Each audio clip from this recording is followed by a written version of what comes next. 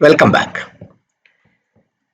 Okay, last couple of classes we discussed about scalar couplings and gave a lot of information about how to arrive at the information, how to get the information about scalar coupling in a different multiplicity examples I gave. For example, when do you call a spin system as doublet of triplet, triplet of quartets, quarters of triplet, triplets of quartets, various examples we took. And at the end of the last class, I also introduced what is called Pople nomenclature. It is the nomenclature used to describe the spin systems to enable the analysis of the NMR spectrum. In that, I briefed you about what is strongly coupled spins and what are weakly coupled spins. I distinguish between strongly coupled and weakly coupled spin system.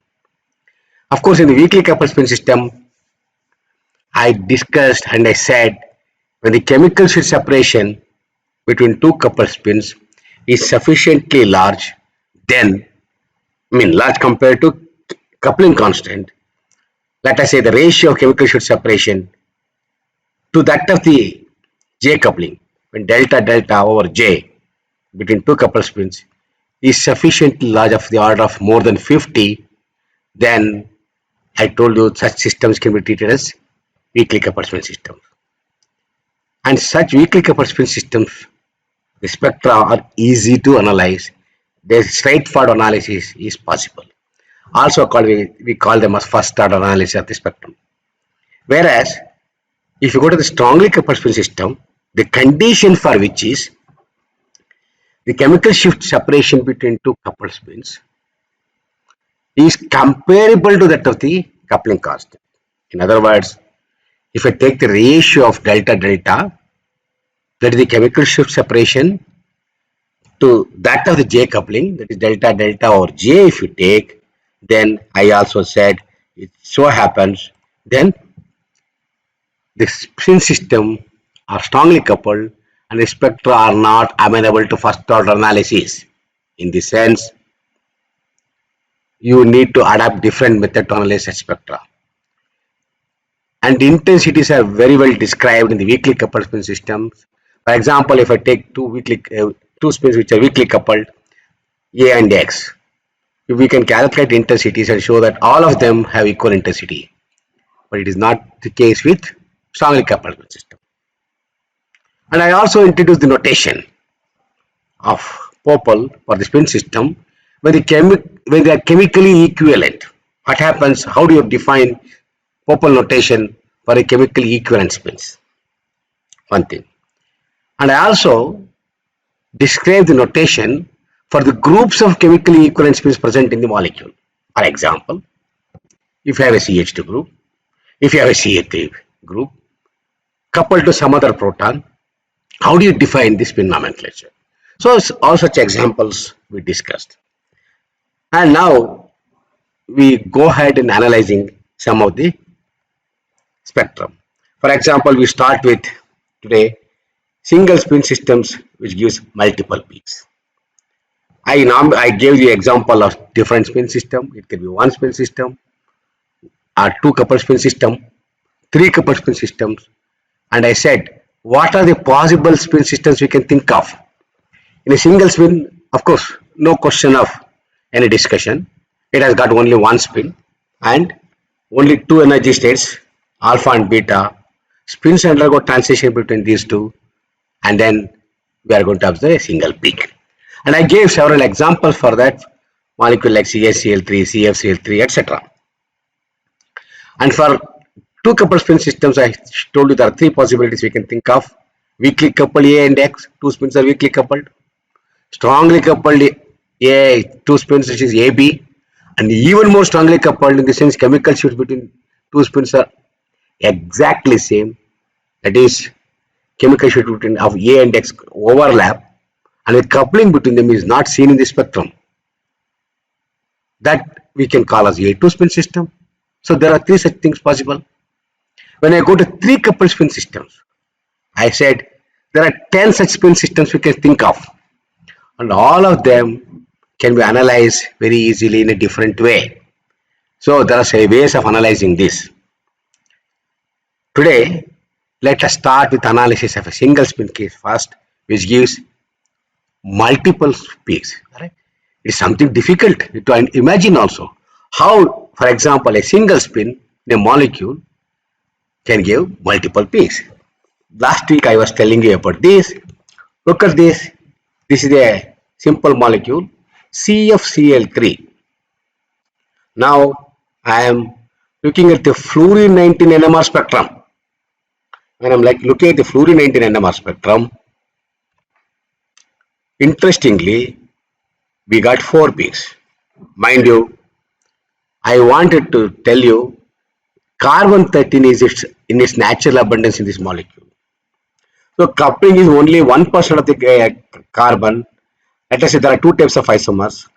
Carbon 12 isotopomer, which is 99% abundant. Carbon 13 isotopomer is only 1% abundance.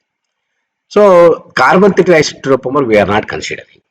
We will consider only carbon 12 isotopomer of this molecule. And I also said last time, and again repeating, chlorine is a quadrupolar spin, which in this case I tell you is not coupled to fluorine at all. It doesn't couple. It may facilitate relaxation, that we will worry later. But now present this molecule, I am telling you, I am considering carbon 12 isotopomer and chlorine is not coupled to fluorine. Then how many peaks I must expect? Logically, if you look at this molecule, there is only one isolated fluorine which is not coupled to anything. That means I must get only single peak for this fluorine spectrum of this molecule.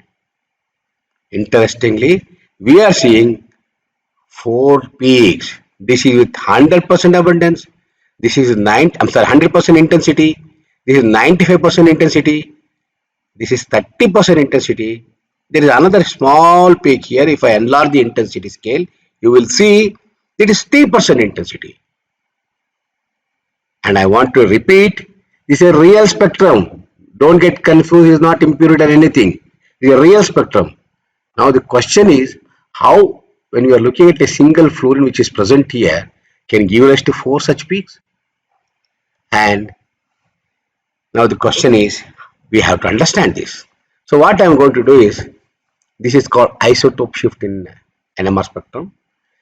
We will take an example of this molecule and interpret the spectrum. When we go ahead further in the next 1 or 2 classes and the subsequent classes, I will discuss more about the chemical sheets. I'll come to that point later. Okay, but for this example, we will analyze the CFCl3 spectrum and find out why we are seeing 4 peaks. Now the thing is, first before interpretation, we should understand isotopes of chlorine. Chlorine has 2 isotopes. One is chlorine 35, which is 76% abundant. Other is chlorine 37, which is 24% abundant. Understand the thing what I am telling? Now we have to discuss about isotope shifts. As a consequence, we have to find out the number of isotopes of chlorine. I said there are 2 types of chlorine isotopomers. One is 35 and other is 37. One has 76% abundance, other has 24% abundance. Now let us consider the possibilities of isotopomers present in this molecule. This is my CFCl3 molecule. This is fluorine. There are 3 chlorines present here. Let us consider the situation. What is the possibility of population of an isotopomer where chlorine 35 is present in all the chlorines? If all chlorines are isotopomers of chlorine 35, I understand things very clearly. I am telling you. Let us say all these chlorine 35 are isotopomers of chlorine 35. Then what is the percentage of population, probability of population you can expect? Now in this case, in all are 35, let us understand it is 76% abundant. 76% of it I took 0.76 for this chlorine, 0.76 for this chlorine, and 0.76 for this chlorine. Multiply all the three, I get 0.438. This is the population when all the chlorines are in 35 isotopomers in this molecule. So if I say I have only one molecule of CFCl3, one type of molecule isotopomer, where all the chlorines are in 35 isotopomer position, in which case I'll get 0.438. I'll normalize this to the intensity 100%. Understand? If only all chlorines are 35 isotopomers in this molecule, we have an isotopomer of CFCl3 with all the chlorines in 35, we must get only one peak. I normalize this for the intensity of 100%. Now, what is a possibility 2? There is other possibility we can think of. When two chlorines are 35 and one chlorine is 37 isotopomer, it is possible, right? Look at this one. Now, this chlorine can be 37, chlorine 37. This can be 35. This can be 35. But remember, there are three such possibilities. Now, I said this was 37. Now, this can also be 37, and this can also be 37, and I'm sorry, there is okay, it's fine. And this is 37, this can be 35, and this can be 35. Fine. Another possibility is this is 37, and these two are 35. There are three possibilities I can think of. Think of a possibility when two chlorines are 35 and only one chlorine is 37. There are three such possibilities. Any one of them can be 37, other two can be 35. So three such possibilities. Now consider the population in such a case. When one chlorine is 37, you can find out what are the possibilities. When what is the percentage of abundance I found out? I said chlorine 35 is 76, 37 is 24. Okay. Now in this case 35 is 76% abundant.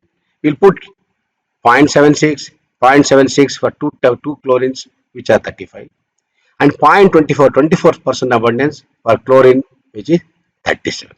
So this is the population for any one of these isotopes. Multiply all these things, I think it is 0.138. I simple plug in this number into calculator and you will get it as 0.138. But this is for one of the isotopomers. But we have three such possibilities. So multiply this by 3, the intensity turns out to be 0.415. Now compare this intensity with the original first possibility where all were 35. Now normalize this other one, it is 100 by 0.438 into 0.415. This turns out to be close to 95%.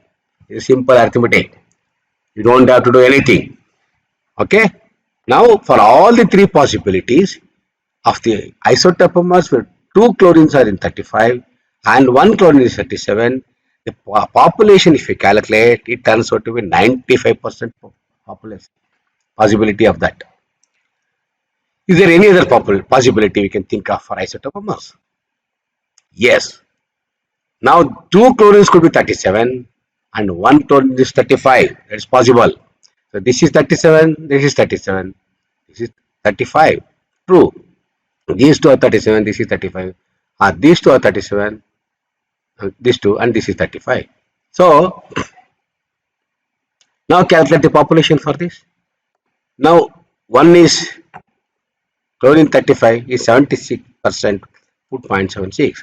Chlorine 37 is 24% abundant. There are two such chlorines, 0.24 into 0.24. You multiply.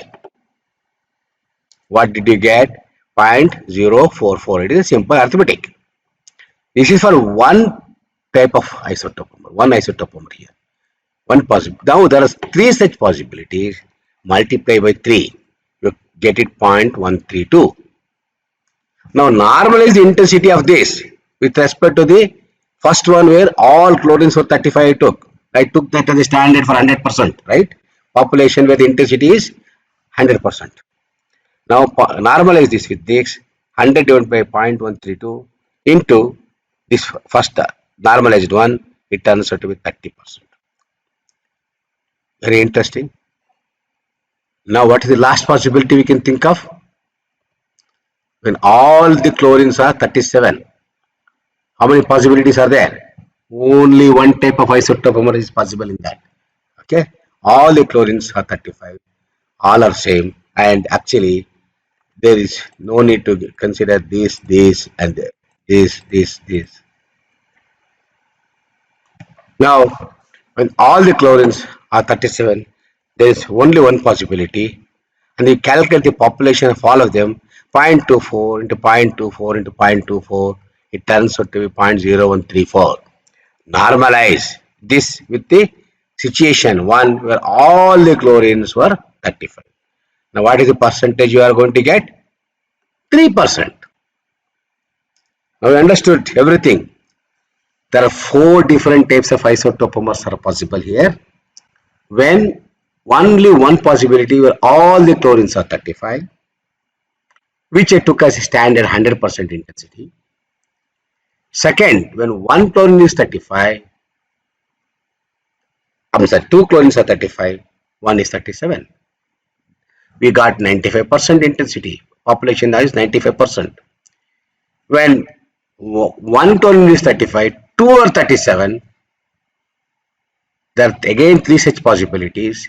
When we normalize and the intensity we obtain, it is 30%. The last possibility we can think of, all the chlorines are 37. Only one such possibility. When we normalize the intensity with the first one, it turns out to be 3%. So the intensity ratios of peaks in the 19 of spectrum are 100, 95, 30, and 3. So you understand now, this is 100, 95, 30, and 3 arising due to statistical distribution of isotopomers. Generally, isotopic shifts are expressed in parts per billion. You understood now we will go back to the original spectrum which I showed you. This is the CFCl3 spectrum, and we worked out the intensity. This is 100%, and this has to be the peak coming when all the chlorines are 35. Only one possibility. This comes because when two chlorines are 35 and one chlorine is 37, there are 3 such possibilities. The intensity, when we calculated, it turns out to be 95% population.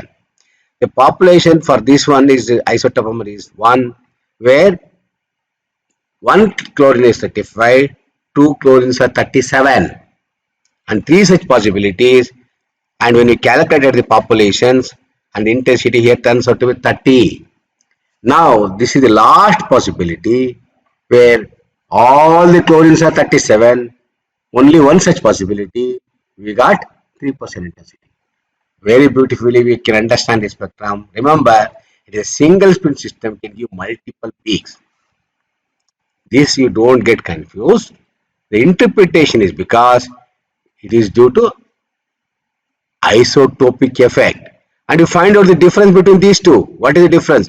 There is only one, all the 3 are 35 here. Only one is 37. And isotopic substitution effect on the chemical shift, take out the difference, it is very small.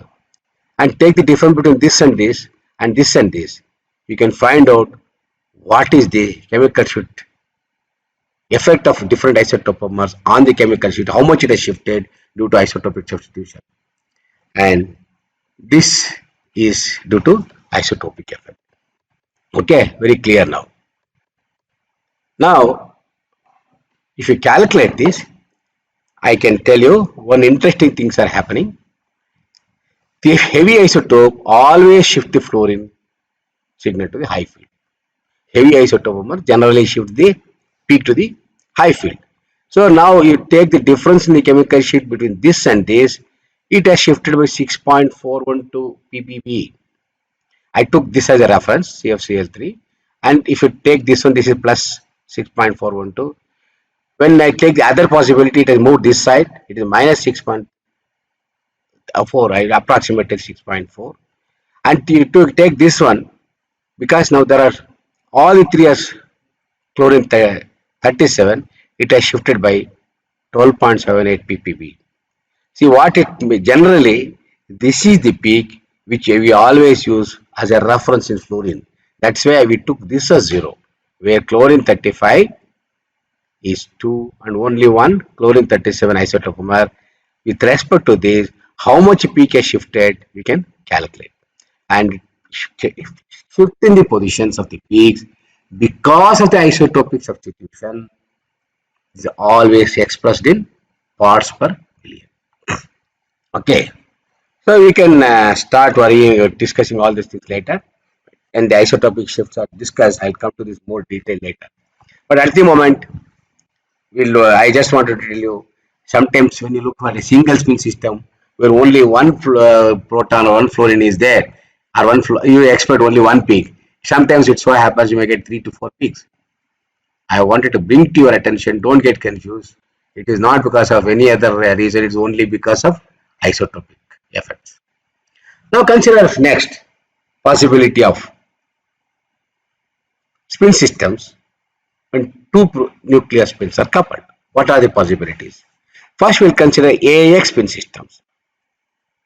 That is, A is here, X is far off in the alphabet, That means when it is far away, it is a weakly coupled spin system. This is A and this is X. And the coupling between them is JAX. The spin coupling between A and X is JAX.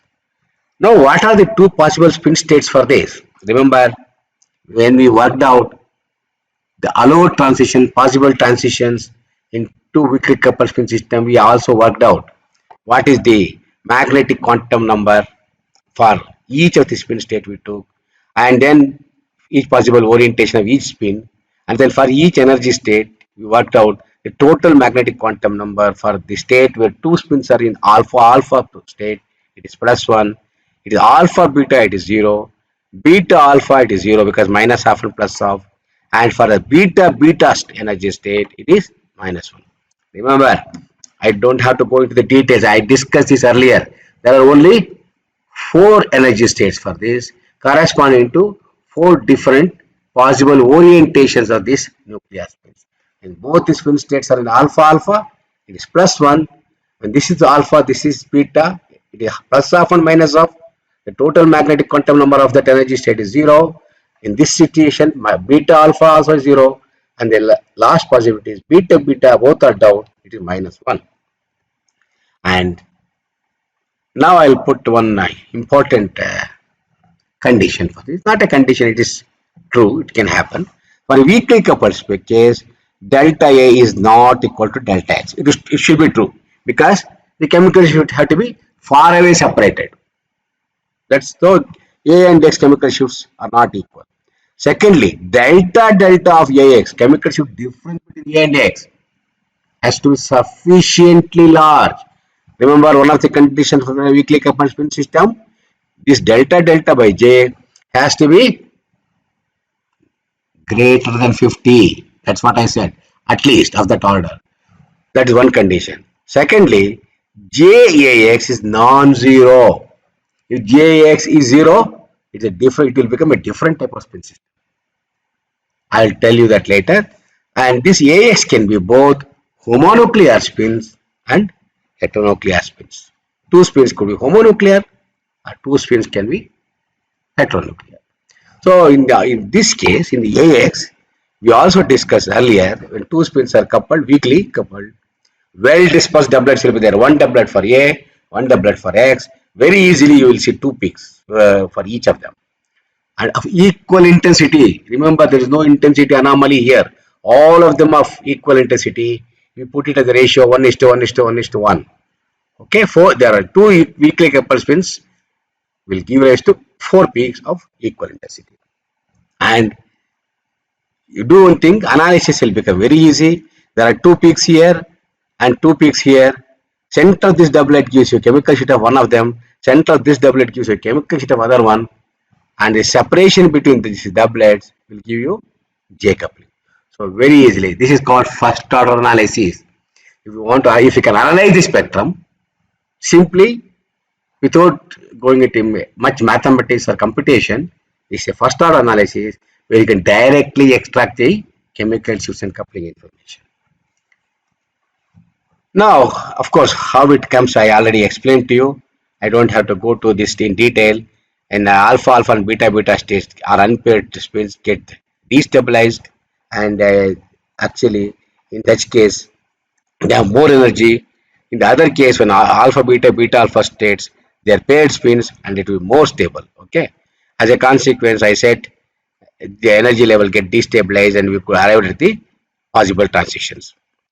So now we can easily work out also. This remember alpha alpha and beta beta states destabilize, the energy levels will shift up by J by 4. Alpha beta and beta alpha states are destabilized and the energy is decreased by J by 4. So all four possible transitions we understood. We worked out last time, remember, but I did not give you the frequencies and other, what are the possible, how do you get frequencies from these things. I only showed you four possible transitions where we identified two for A and two for X. Now I am going little bit more in this. I'll give you more example, more information, and the energy eigenvalues. These are called these are all the eigenstates. As if you find out, and the eigenvalues of these things you can find out. The eigenfunctions are nothing but the product function. Eigenstates are plus this energy magnetic quantum states are there here. The total magnetic quantum number of this state is 1, 0, 0, minus 1, and we have eigenvalues or the energy of each of the energy states you consider. There are these four states are identified as 1, 2, 3, and 4. For state 1, if you go into quantum mechanical analysis, we have to write down the full Hamiltonian. Total Hamiltonian is Hamiltonian of the Zeeman part and Hamiltonian for Gij part, spin-spin coupling, and work out for all the four product functions. You will get the 4 by 4 matrix. Okay, and then very easily you can work out what are the energies and you can calculate the eigenvalues. And these are the eigenvalues of four energy states. But the frequencies are nothing but the difference in these eigenstates. You can find out what are these frequencies. So I have worked out here for alpha state, what you are going to get is half nu A plus half nu X plus 1/4 JAX. This is the energy or eigenvalue for this alpha state. And this is for the alpha beta state where energy for this state is half nu A minus half nu X minus 1/4 JX. Remember, always it so happens one of the energy states will move to the from the chemical shift position. We have observed one peak move to the left, one peak move to the right by a fraction of J. It is half of J, it move to the right, half of J, one peak move to the left. How it comes? It is because when you work out these eigenvalues and look at the transitions and calculate each of the transition frequencies, you can find out these things. So similarly, beta alpha is worked out, and this is the energy state for the beta. So these are the four energy eigenvalues. Now remember, we know what are the possible transitions. For example, alpha, this one considers A, first one, second is X, right? First is A, second is X, AX, AX, AX. In the same order I will take. And now I have written like this. What is if the transition between 1 and 2? A has not changed its spin state, it remains as alpha, whereas X has changed from alpha to beta. Now take the difference of these two. When I take the difference, this will get cancelled out. This half nu X plus half nu X, when I take the difference, it will become nu X, and 1/4 JX minus of minus, so it will be half JX. So one peak is chemical shift at the chemical shift of nu AX, chemical shift of X spin plus half of JX. So this is the chemical shift of X spin. One peak is moved to the right by half of JAX. Now, what is the other possibilities we can think of? think of this possibility. Okay, this possibility 3 and 4. The A spin is not changing at all its state, it remains beta.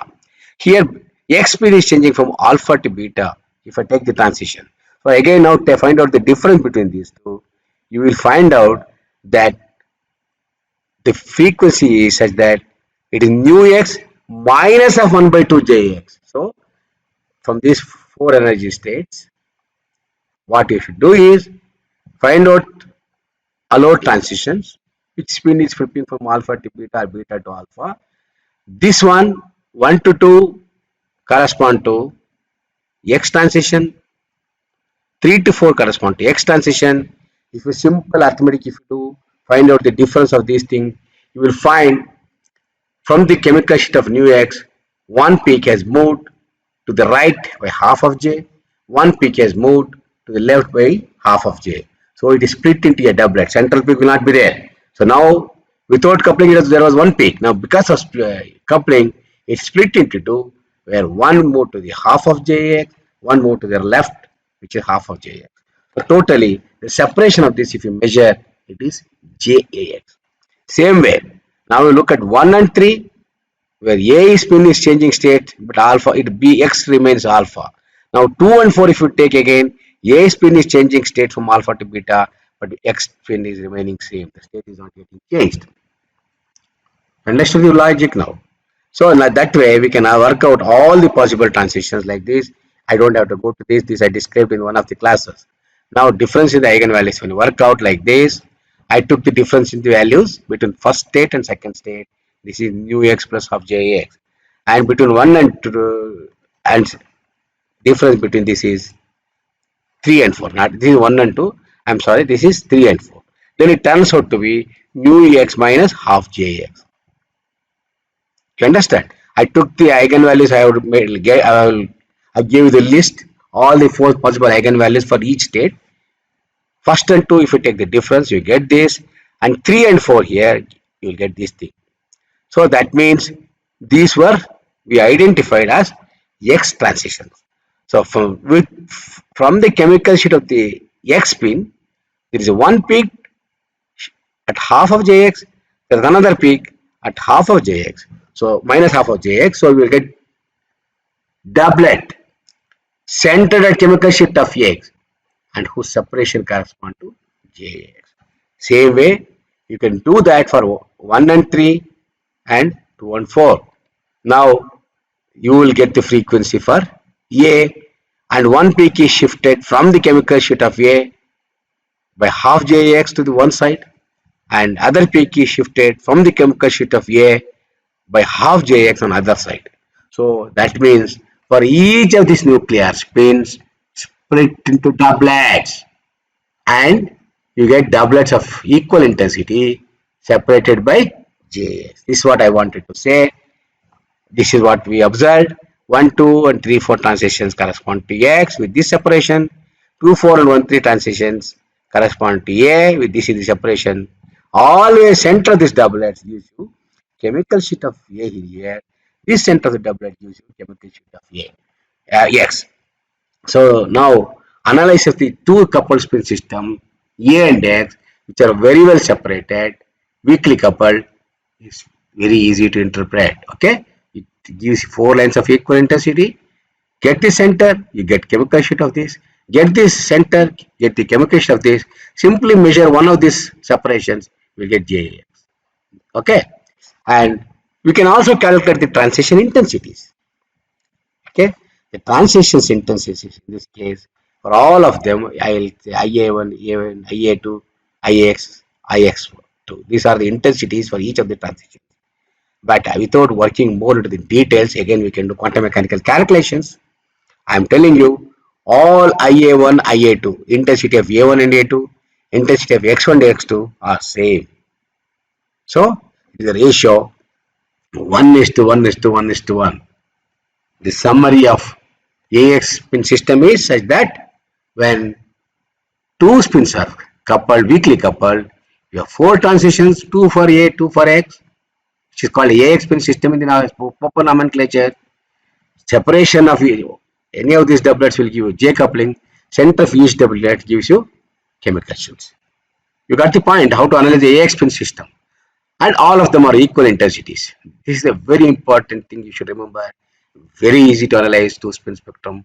You can work out detailed quantum mechanical calculations you can make, but it's a cumbersome work. It takes a lot of time. I'm giving you just an idea how to analyze. So what we will do? So we will stop today and then continue tomorrow with the analysis of one or two strongly coupled case like ABA A2 spin and an example of three spins weakly coupled before we start the analysis of some other spectra.